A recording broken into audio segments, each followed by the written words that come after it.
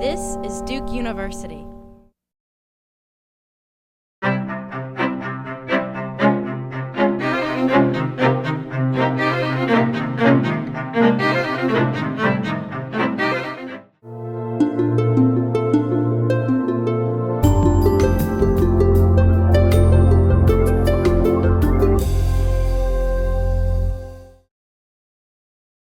Hello, I'm Dennis Clements. I'm a professor of pediatrics and global health at Duke.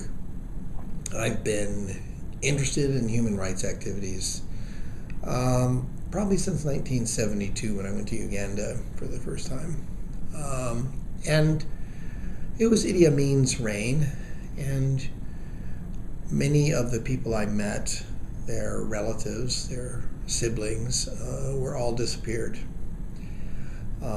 I also, for the first time, witnessed what happens in some countries where the money that's given to the countries doesn't go to what it was intended for, but basically gets used by those in power for their own gain.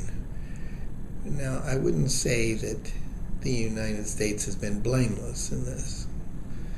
I do think we are perhaps further down the road. Maybe our stealing is more refined, but I do think in general there are more social services for an attempt at equilibrium between people than in many other countries. Most recently, I've spent my time in Honduras seeing patients in the mountains where after 10 years I built a clinic so they would have a place to go to be seen, to deliver babies.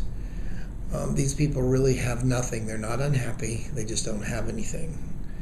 And it was my way of giving back to help them have a better life.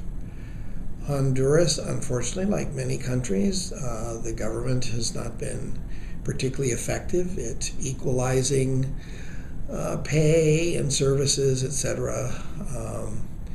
And it will take, in any of these countries, some degree of political stability and income, something to sell, that will allow them to become, for their human rights activities to be improved, I think.